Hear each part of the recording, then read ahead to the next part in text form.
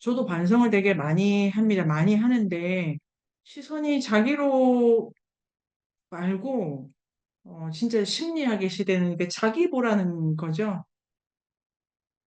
자꾸 자기를 들여다보면 뭘 알 수 있다 이런 건데, 나를 보고 더 알게 남았나 싶기도 하고, 뭐 있나 더?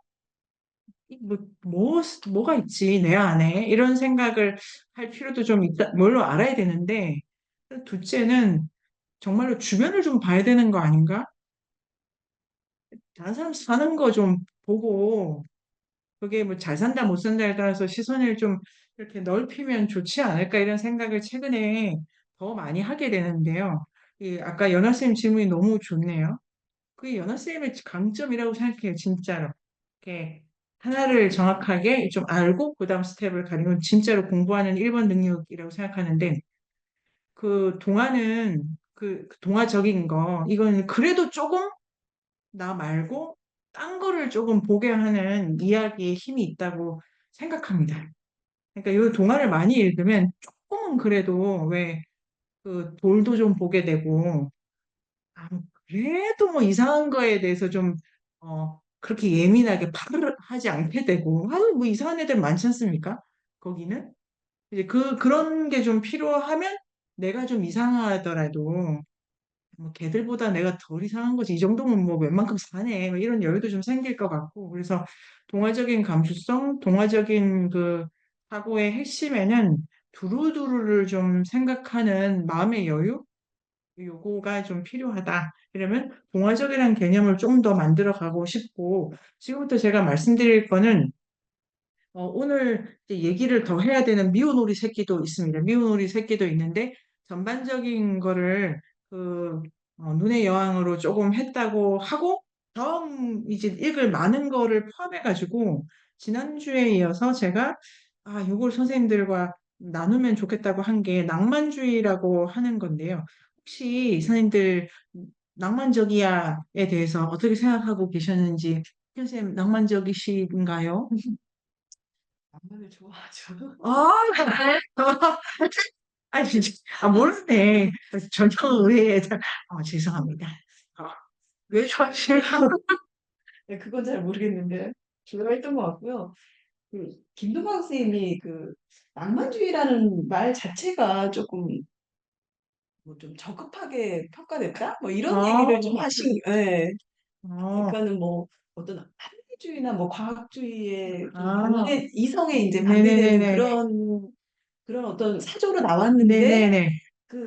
이게 낭만이란 말이 뭐 일본에서 이제 낭만이라고 그렇게 한 아, 거고 뭐 낭만 자연주의 철학이라고 얘기해야 되고 뭐 그렇게 오, 얘기하시더라고요. 그리고 약간 좀 저평가되는 게 있다. 뭐 네네네. 어쨌든 뭐 주술이나 막 김동완 선생님 뭐 주술이나 마법 좋아하시잖아요. 네네네. 그런 낭만도 약간 네네. 같이 같다 뭐 아, 이런 얘기를 맞아요, 맞아요. 예. 어, 오늘 제가 말씀드린 것도 낭만성이라고 하는 거에 대해서 서유럽에서 이 단어를 어떻게 썼다.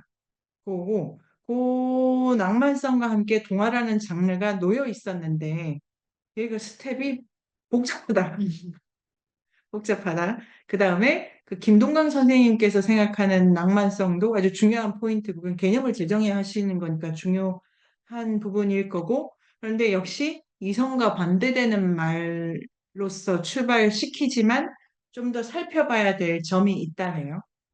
그런데 이 이분법을 관련해 가지고 발표를 해보도록 어, 이거 하겠습니다. 제가 이제 카페에 올렸는데요. 요 낭만주의라고 하셨을 때 제가 이렇게 어, 제가 정리한 거 아닙니다. 이 정리된 책을 가지고 제가 이해한 것을 발표를 해보도록 하는 건데요. 낭만주의라고 하면은 요런 느낌 떠올리시면 되겠습니다. 어떤 느낌이 드십니까? 옥천쌤? 좀 관조하는 느낌? 네, 네. 좀 거리를 두고 바깥을 봅니다. 네, 바깥을 보는데, 지금 이제 저는 구스타프 카이오 보트라는 그 화가를 모릅니다. 그냥 요걸 가지고 제가 제 식대로 그냥 막 이렇게 뭐 쫑알 말씀드려보면 바깥 되게 풍경이 뭐 오후라 그렇다 쳐도 좀 되게 둔하게 색감이 처리된 건데 안에 소파 보면 되게 이렇게 선명하죠, 선명.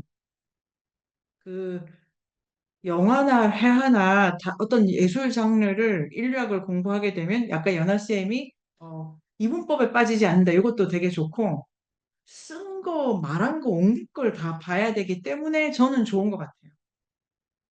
그 장르나 영역을 넘나드는 독법, 독해력 키울 수 있는 지금 저 쇼파가 왜 필요할까 싶을 정도로 큰 쇼파가 강렬한 쇼파가 있지 않습니까? 이런 식의 구도가 있습니다. 대비되는 구도가. 그런데 이렇게 물러서는 쪽에 안쪽으로도 이 깊이감도 있지 않습니까? 들어와 있는 쪽이 이렇게 뭔가 어두움과 빨감 좀 더 강렬한 방식으로 들어와 있네요. 그러니까 어둡다는 게 선명, 뭐 잘 모른다 이럴 수도 있고, 저 편 바깥쪽에서 이 편 잘 모른다 일 수도 있고, 요런 느낌입니다. 요런 느낌으로 안데르센까지 이렇게 가는데요.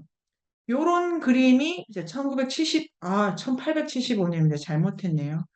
75년 전에 저런 방식의 그림의 원조라고 하는 게 이 프리드리 캐스퍼의 1818년에 뭐 그러니까 운무죠, 운무. 안개바다를 바라보는 방랑자 이렇게 됩니다. 그러니까 방랑자라고 해가지고 이제 아까 그 좀 전에 카이오보트의 이 그림도 이 2층 발코니지 않습니까? 약간 간절하는데 내려다봅니다. 이런 게 다 중요합니다, 다. 어, 그 소설을 볼 때에도 되게 입체를 살리면 좋더라고요. 동화도 이 약간 좀 3차원 돌려가지고 깊이감, 그리고 게르다 같은 경우에 이게 평면적이다, 뭐 이런 느낌도 들죠, 눈에요. 이게 지금 이건 아주 위에서 내려다보고 있죠. 근데 저편 풍경까지 봅니다. 그런데 이제 저는 아주 비슷하다고 생각을 하고 뭔가 조망을 하는데 저 외부 풍경에 대해서 양복 입고 저까지 올라간 것도 놀라우시죠? 구두 신고? 그러니까 뭐 아웃도어를 차려입고 가셔야 될 것 같은데. 근데 일단 자신감, 여유, 느껴지요. 이것도 여유. 여기 이제 까요부터 요 정도 되면 돈의 여유고, 아, 여기는 어떤 그 이해의 여유, 인식의 여유, 그러나 이제 뭔가 뒤쪽으로 쭉 이렇게 뭐가 있죠. 그래서 이렇게 대비도 되고, 안쪽에 깊이감도 있고, 오키님 지금 이 느낌 어떠십니까? 이걸 낭만적이라고 합니다. 어떤 느낌? 우리가 그 전 시간에 얘기했던 뭐 근대의 주체성과 굉장히 관련이 아주. 있는 네. 그림 같은 네네네. 내면을 중요시하는. 네네. 요게 낭만적이다라고 하는 단어의 용법이 만들어질 때 사람들이 아주 좋아하고 이렇게 환영을 받았던 그림이라고 합니다. 근데 원래 로맨티시즘, 로맨스 요 단어 자체는 어디서 왔냐면은 기사도 문학이라고 해가지고 좀 더 앞에 있는 것 갖다 쓴 겁니다. 기사도 문학은 기사가 그게 뭐냐면 그 랜슬롯하고 기니비어 나오는 건데요. 기사도 문학은 연애 문학입니다. 이 문법이 있는데 모든 장르는 그 서사 문법이 있죠. 문법이 있는데 기사가 주군의 아내를 좋아하는 겁니다. 아니 왜 그래? 그러니까 불가능한 사랑이지 않습니까? 불가능한 사랑이 기사도 문학입니다.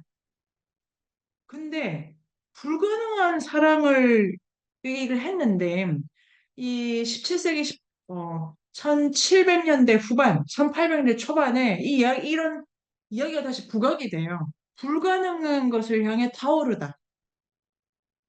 그러니까 이게 그 뭐냐면 이 마음에서 일어나는 정념의 크기와 사이즈와 진정성을 불가능으로 증명하는 거예요. 자, 대중 드라마의 주인공들은 왜 그렇게 고생을 많이 할까? 고생을 안 하고 사랑할 수 없나? 고생 중에 1번이 불치병, 2번이 근친. 그러니까 이 마음의 진정성을 불가능과 함께 불가능의 크기로 마음의 진정성을 계산한. 원래는 이런 겁니다. 뭐냐, 기사가 많이 있었고, 기사들이 좀 돌아다니고, 뭐 십자군 전쟁도 있고 이래가지고, 그러다가 이제 정신없이 좀 좋아하고 이런 이야기였는데, 불가능과 사랑이라는 방식으로 결합이 됩니다. 이게 안데르센도 느껴지십니까? 안데르센에도 이런 방식으로 읽히는 코드가 있습니다. 불가능하다. 이게. 그 크기가 나를 말해준다. 이거 되게 주의해야 될 용법입니다. 불가능하다는 걸 좋아한다고 해서 내 가진 마음이 옳은 건 아닙니다. 아니, 열심히 한다고 해서 내가 하는 일이 정당화되는 건 아니에요.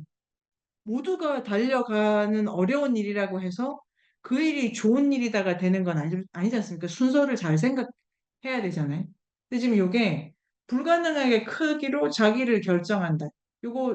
요게 중요합니다. 낭만성의 근저에는 자기를 확인하고 싶은 마음이 있는데, 그러니까 어떤 내면성, 진정성, 그런데 그게 확인하는 방법이 외부 세계의 어떤 소각함, 뭐 이렇게 되고, 그래서 보통 로맨스 문학이라고 하면은 옛날에도 지금인데 예를 들면 그 기사가 공주를 구하는데 굳이 싸우기 어려운 얘들이 등장해요.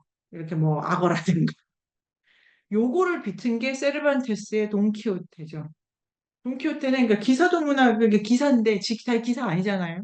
늙은 책 읽는 아저씨이고 풍차나 둘시네하고 그냥 동네 아줌마를 막 공주님이라 공주님이라고 하고 이게 기사도 문학의 패러디여서 가장 그 이런 식의 나온 근대로 접어들 때 나온 기사도 문학인데 기사도 문학의 근대적 요법을 비튼다는 점에서 놀라운 작품입니다. 그 돈키호테는.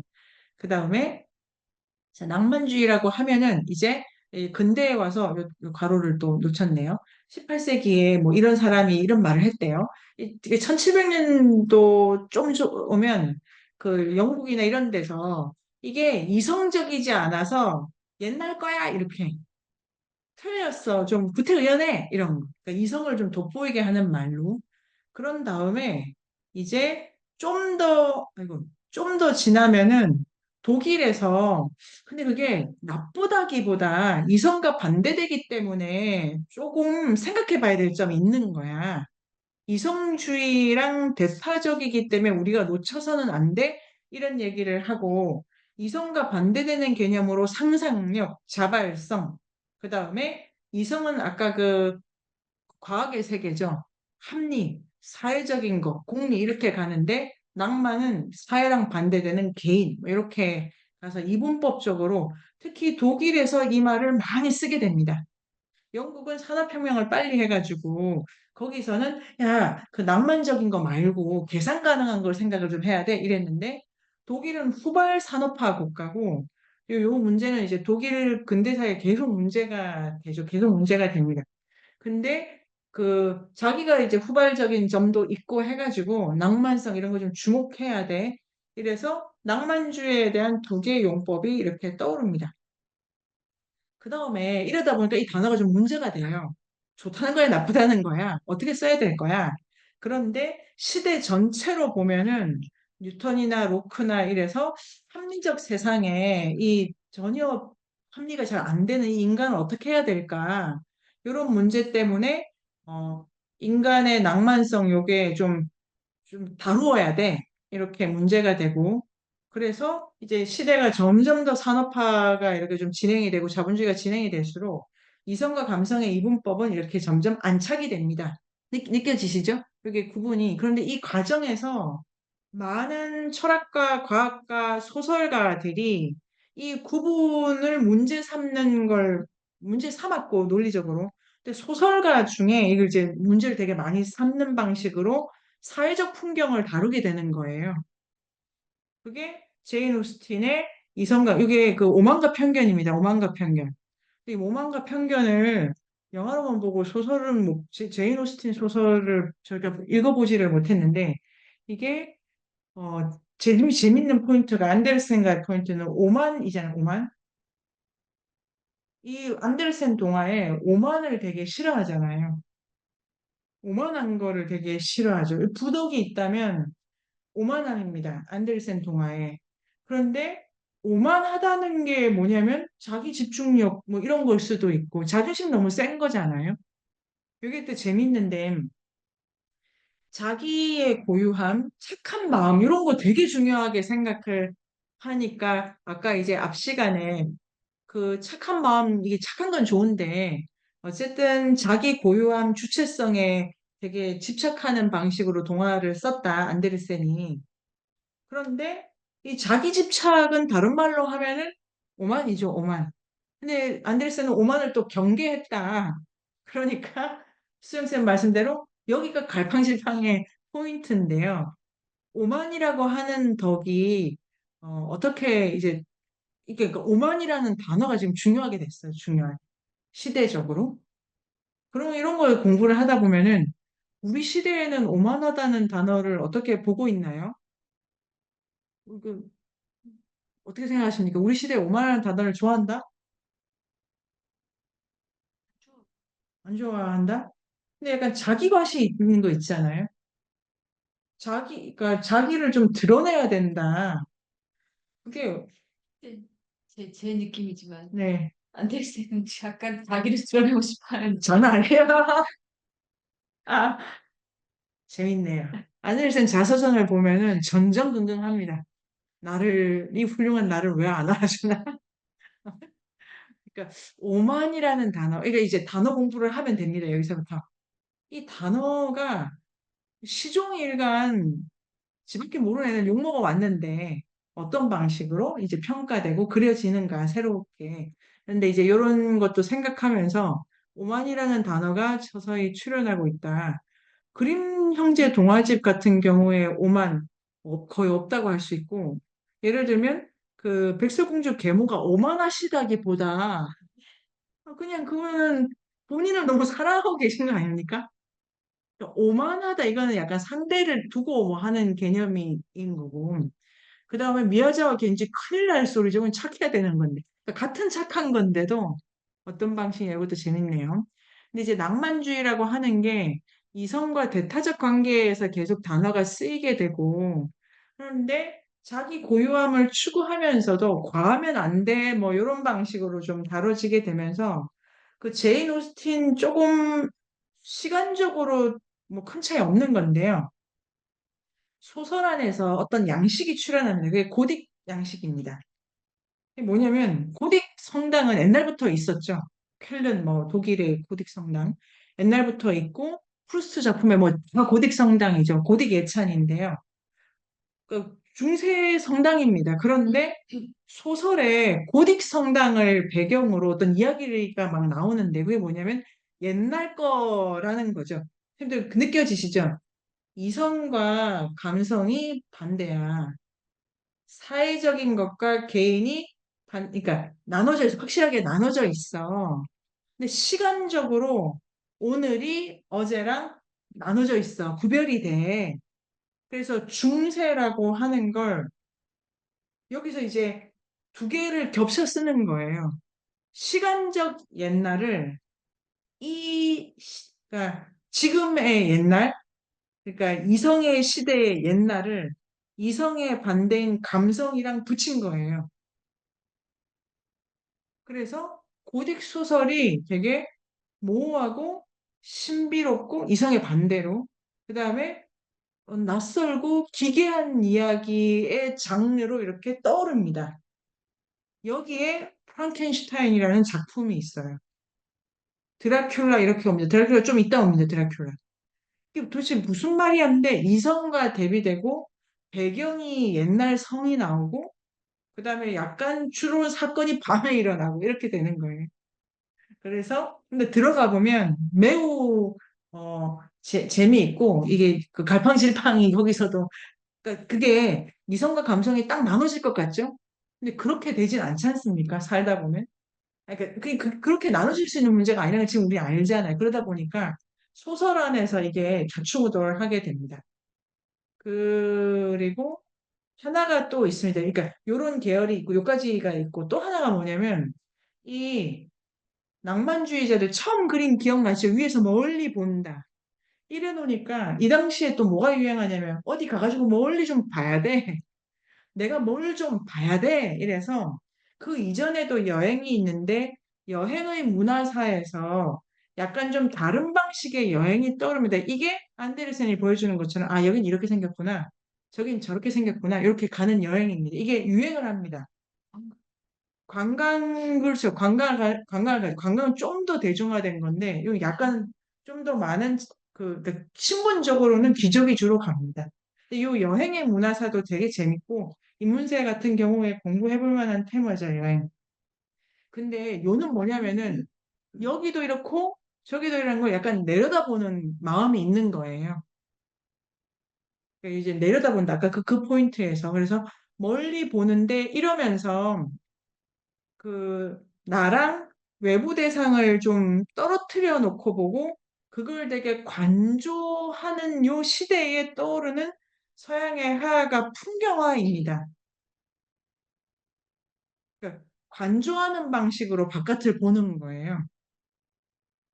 이게 볼프강 부벨부시라는 분의 철도 여행의 역사라는 책에 나옵니다. 이게 어떤 감각이냐면 기차 안에 들어서 바깥 풍경 보면서 사실은 유리쌤이 막 땀을 뻘뻘 흘리시고 수영쌤이 뭘 뻘뻘 흘리고 일하는 데를 보면서 나는 기차 안에서 너무 아름답다 가을 지는 일 안 하니까 어, 이런 마음으로 바깥 세계를 보는 거예요. 이제 뭐 너무 좋지 않아? 이러면서 숲을 바라봐. 동물들은 죽을 맛인데. 이렇게 뭐 이런 거라서 여러 가지 경험을 이렇게 두루 돌아다니면서 내려보면서 나는 그냥 그 독특함을 느낌의 대상으로 가져가는 게 당시 또 유행을 합니다. 이렇게 기차 뭐 이런 것도 뚫리고 이렇게 해가지고. 그래서 내가 외부 대상과 전면적으로 관계를 맺고 갈 때가 많아지긴 했는데 다 내 느낌의 수단으로 들어오는 게 이제 풍경이고 이 이렇게 여행한 사람들이 발견한 데가 예를 들면 알프스 뭐 이렇게 되는 거예요.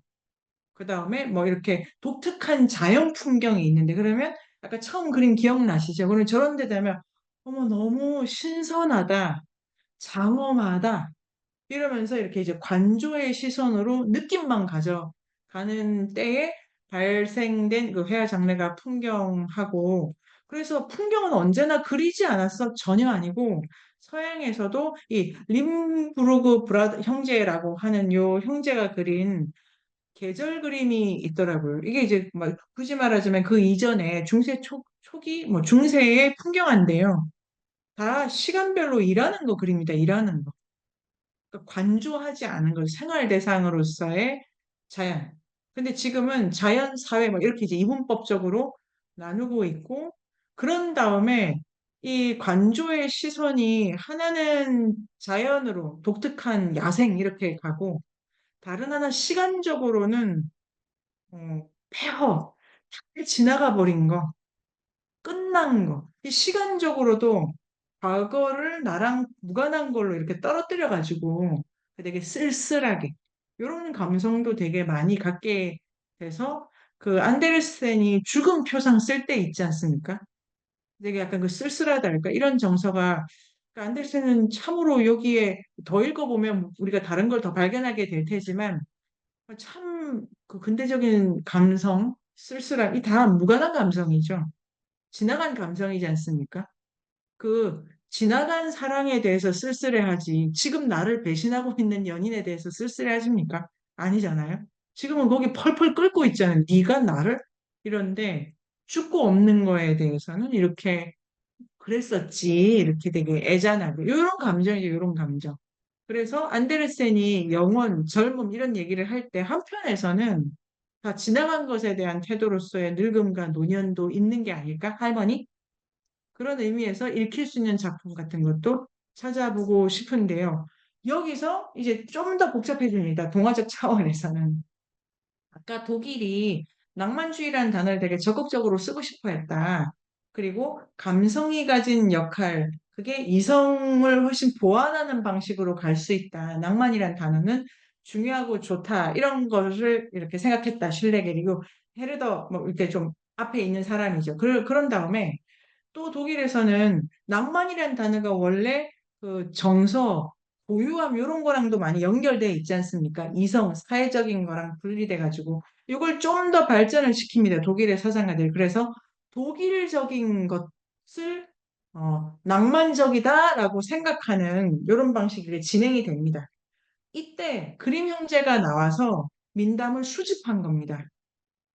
왜 민담을 수집하냐면 이 당시에 유럽의 사람들은 보통 세네 개 언어를 쓰는데 제일 잘 아는 게 뭐 라틴어, 그 다음에 불란스, 불어, 뭐 이탈리아 이런 거 쓰는 거지 독일어를 써야 되겠다는 생각을 별로 못했던 거죠. 문화, 종교 이런 거를 썼기 때문에.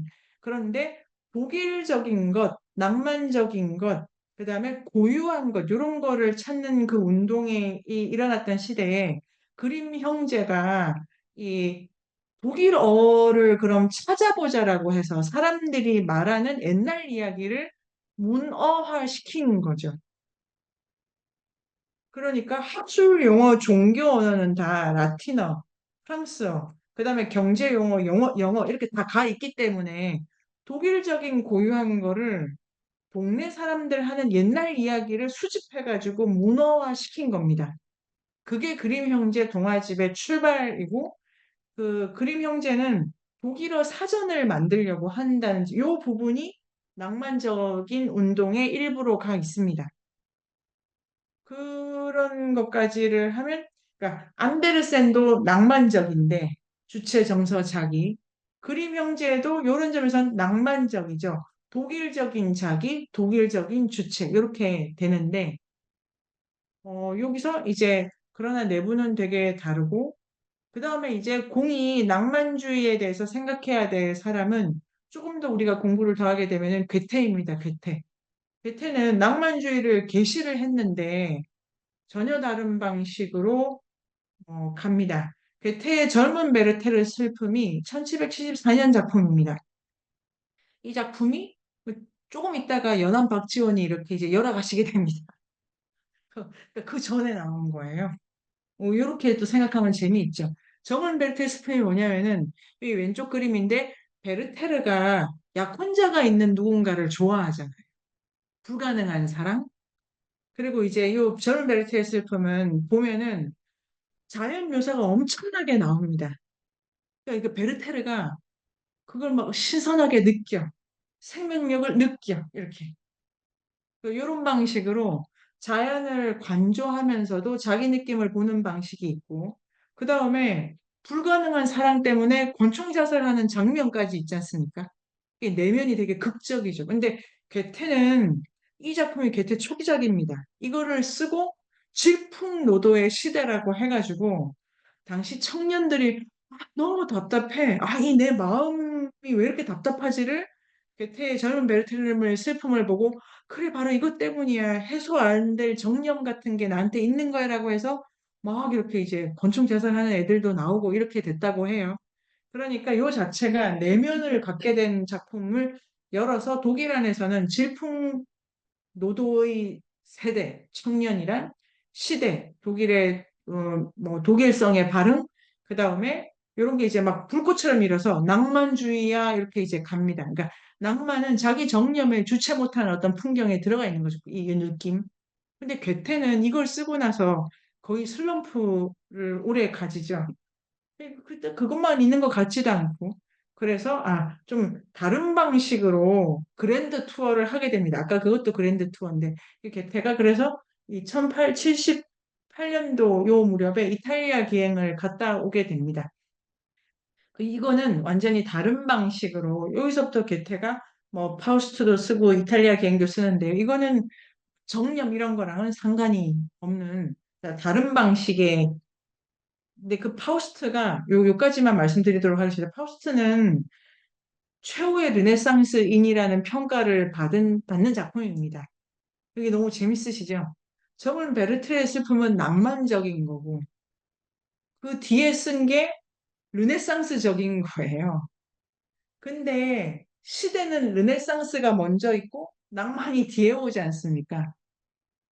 그러니까 이제 괴테의 저 작품이 되게 주목할 만한 거고 제가 마지막으로 괴테의 이 사진을 갖고 온 거는 비슷하죠. 바깥을 보고 안을 간조하고 근데 이건 그래도 좀 느낌이 다릅니다. 연하쌤 비교하자면 뭐 어떠십니까? 이게 괴테를 그린 그림인데 여행 중에 티슈바인이라고 여행을 친구랑 같이 했는데 이 화가가 괴테를 따라다니면서 계속 그림을 그립니다. 괴테를 그리고 풍경도 그리고 또 괴테가 그린 그림도 나와 있습니다. 이거를 그려가지고 이게 제가 많이 비교하는 그림인데요. 어떠십니까, 연아 쌤? 요 괴테는? 첫 번째 그 낭만주의에서 남자들은 손에 이렇게 주머니에 손 넣고 아, 되게 그렇죠. 기대고 힘이 없어 보이네. 네네. 되게 축 처져 있는데 뭔가 쓸쓸해 보이는? 지금 이 괴테는 뭐 담배를 피우고 갔다고 제가 생각합니다만은 이렇게 그 창문 바깥으로 몸이 나가 있지 않습니까?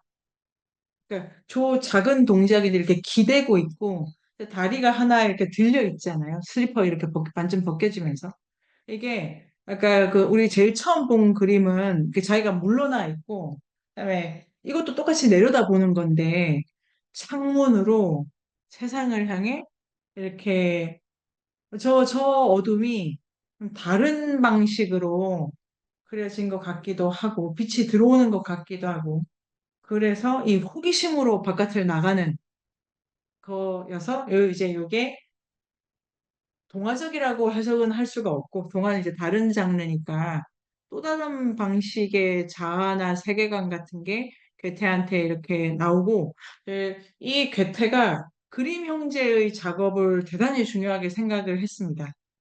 그게 아마도 독일어라고 하는 거에서 괴테가 가진 어떤 중요성이 있고, 그 다음에 그림 형제가 괴테를 아주 존경해서 막 만나고 싶고, 막 의논 드릴 게 있고 이런 것도 있는데, 괴테가 안데르센의 작품을 읽으면 또 어떻게 말씀하셨을까 이런 거 궁금하고 공부가 깊어지면 그런 식의 이제 글도 쓸 수 있지 않을까 생각을 합니다. 그 다음에 또 마지막 이건데요. 그 미운 오리 새끼 있지 않습니까? 이게 그러니까 말하자면 자기가 자기를 바라보는 시선이 강화돼 있는 것처럼 읽혀진다. 안데르센 작품이. 결국 간단하게 말하면은 거울 속에 자기를 보는 거기 때문에 나르시즘이죠, 나르시즘. 근데 그 아무리 바깥을 멀리 봐도 그걸 그 자기 안에 갇혀서 본다면 나르시즘이고 조금 봐도 다른 걸 볼 수 있다. 이럴 수도 있고. 그래서 이거 되게 재밌는데요. 그 거울의 비유가 동화가 거울 되게 좋아하지 않습니까? 거울. 거울만으로 이게 쓸거리가 있다고 생각합니다. 그래서 요것도 좀 거울은 인류학적으로도 중요하죠. 거울, 청동 거울 뭐 이런 거 보면 재밌을 것 같고 제가 자기를 바라보는 거울이라는 메타포를 좀 다르게 쓰는 동화 작가가 있달까 뭐 이런 거 찾아보고 싶고 요렇게 유리쌤 말씀하신 것처럼 반복되는 소재, 반복되는 테마 요거를 이제 뚫어갑니다, 우리가.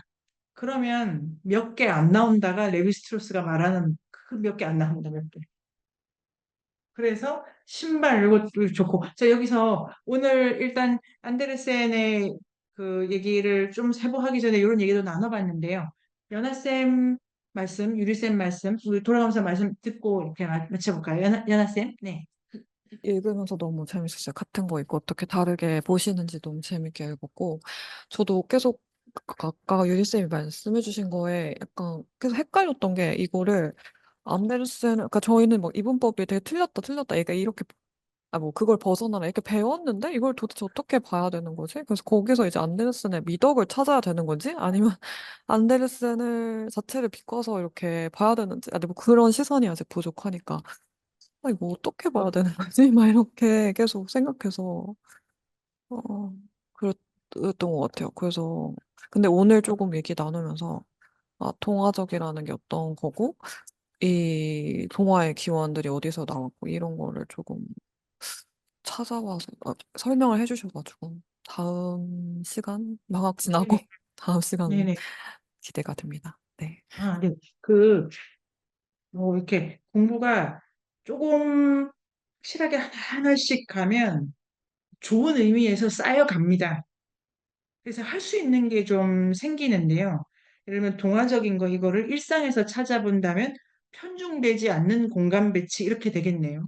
그러면 애들 나가라 카페 있지 않습니까? 뭐 그런 거에 공간에 대해서 생각해 본다든가 아니면 우리 집이 바다 프렌들리인데 이거 너무 비대칭적이다. 라든가 아니면 뭐 동화적인 거는 누구만 제일 예뻐 이런 게 아니라니까 해서 공간 그다음에 뭐 냉장고 뭐 아니면 계절 이런 방식으로 시야를 넓히는 게 동화적인 거고 또 그런 동화적인 거에 대한 고민은 내가 어떤 걸 중요하게 생각하느냐에 대한 나의 편중되더라고 해도 내가 중요하게 생각하는 내 가치관 때문에 나오는 거니까 이렇게 이제 함께 생각할 수 있는데요. 시선을 넓힙니다. 그 다음에 연하쌤 요거 넓힙니다. 그 기행문 쓰기에 대해서 저는 일정 정도는 인문세가 실험을 되게 많이 도착했다고 생각해요. 지금 올라온 글이 탐구생활의 그 진진쌤이 지금 이번 호 편집장님이신데요. 어느 정도에서 마감하실지는 모르겠습니다. 근데 잘 쓰여진 글이 있습니다. 그 글 그냥 편하게 한번 탐구생활 나올 때까지는 못 기다리니까요. 봐주시면은 물건에 대해서 쓰는 글이거든요. 그게 어려운 거죠. 물건에 대해 쓰는 거니까. 근데 어, 예를 들면 도입부 만드는 거 있잖아요. 도입부 만드는 것 중에 그 강평호 선생님이 만드신 도입부가 매우 좋다고 생각합니다. 동아인력도 똑같은데 우리가 어떤 문체를 개발할 거예요. 문체를 개발해야 됩니다. 근데 도입부를 좀 만들어 보는 연습을 할 필요가 있어요. 그러니까 연하쌤 그 강평옥쌤 글 앞부분에 시작을 하는 게 일상적으로 막 이야기가 오거든요.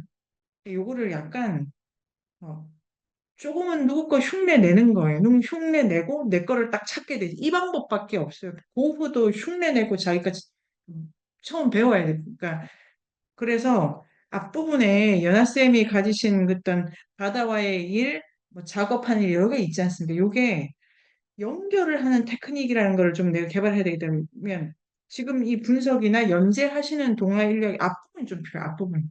남연화다움. 그거를 아무튼 생각을 하신 다음에 그 다음에 소재적으로 예를 들면 빨간색 이런 거 있지 않습니까? 색감에 대해서 이런 거는 제가 아까 읽으면서는 생각을 했는데 색, 신발, 그러니까 유리쌤 이것도 이제 그 대상에 대한 거지 않습니까? 그러니까 진짜로 유리쌤이 신발을 좀 내가 연구할까? 이러면 진짜 인류학이에요. 이야기 안에 신발이 어떻게 들어요? 그러면 그 일을 하실 때나 움직이실 때 신발 사진도 좀 찍어놔야 되고 그리고 색깔 그 빨간색 많이 나오지 않습니까 지금 그 암데르센이 지금 색깔 이런 것도 좀 특별하게 쓰는데 이런 게 되게 소재적으로 중요한데 그러면 우리가 읽다가 동화가 제일 좋아하는 색깔이 이런 것 같아 이거 할 수 있을 것 같아요 근데 빨간색이면 그 지금 답사기 중에 이기현 선생님이 쓰신 게 빨간색 론이에요 그냥 거기에 선생님들 댓글 달아보셔요. 괜찮아요. 그 약간 안데르센은 이러더라 이렇게 달아요. 그렇게 해야 공부가 또 조금 익어가요. 이렇게 붙여 가거든요. 누구도 일필휘지하지 않아요. 그렇게 되지가 않아요. 이게 그러니까 오편쌤 다르다 해서 뭐가 그걸 다른 사람 글을 보고 그렇구나. 이래서 우리 전체가 공부가 되는 사이가 돼야죠. 그러니까 지금 그게 되게 좋고 이게 이제 딱 노는 게 아니어서 생각하신다면 죽음에 대한 것도 조금 가고 근데 이제 올라온 기획문 중에 입구를 어떻게 만들 건가 자기 경험을 동화랑 어떻게 녹일 건가 이게 우리가 도달해야 되는 상태예요. 그 다음에 주제문 쓰기. 그리고 자 유리쌤 어떠셨습니까? 어, 그, 이제, 이 동화가 이제 어린이들을 위한 그런 이야기가 되는 거에 대해서 이제 얘기하다 보니까, 이 민담에서는 애들도 일을 하는데, 이 어린이, 어때 이 좋네. 좋아요. 동화에서는 일을 하지 않는 이유가 어린이들은 이제 학교 가고 또 잠잘 시간에 좀 자주고 하는 대상인 것이지 지금 일하고 막 그렇게 하는 거 아닌 것 같아서 동화에도 좀 그렇게 반영이 되는 것 같아요. 근데 아주 좋습니다. 동아의 애들은 착하면 이렇게 면죄부를 받고 게르다도 막 밥 얻어먹고 그런데 그림 형제 동화집에는 착하건 어리건 뭘 봐준 적이 없는데 아동관 있지 않습니까? 아동관? 동화인데 아동관의 큰 차이가 보인다. 제가 다음 시즌에 동화는 좀 다른 거 아니 아라비안 나이트도 해볼만 하겠어요. 안데르센이 그렇게 좋아하시니까요. 아라비안 나이트 그게 돈에 대해서 많은 걸 배울 수 있는 이야기라고 생각하고요. 그것도 아라비안 민담집이죠, 민담집. 그래서 이제 좋다고 해서 그리 갔다 올까 이런 생각도 듭니다. 그런데 말고 샤를 페로라고 요게 3인방입니다. 3인방. 안데르센, 그림 형제, 샤를 페로 동시대의 프랑스 동화 작가거든요. 그래서 똑같이 쓰는 동화가 있습니다. 뭐 신데렐라 풍이라든지 그다음에 오빠 옷 지어주는 풍이라든지 그거를 어떤 식으로 가져가느냐 이런 걸 비교해 보면 재밌을 것 같다는 생각이 들고 그 아동관 이런 것도 특별한 점이고 젠더라는 책에도 나오죠 이번에 어, 그렇죠 아동기가 특화된다 이거는 되게 근대적인 거고 임금 노동자로 애들을 백지로 만드는 작업이죠 백지로 뭘 입히는 이런 것도 재밌는 부분이어서 아동기의 출연의 동화적 버전 요것도 연구 테마겠습니다. 옥교수님 어떠십니까? 저기 미운 오리 새끼도 그렇고 아까 이제 교수님이 아이들 얘기하셨잖아요. 네네. 저도 이제 공부하러 처음에 와서 진짜 뭐 나는 이래 이런 얘기 진짜 많이 했거든요. 아, 선생님께서요? 네, 제가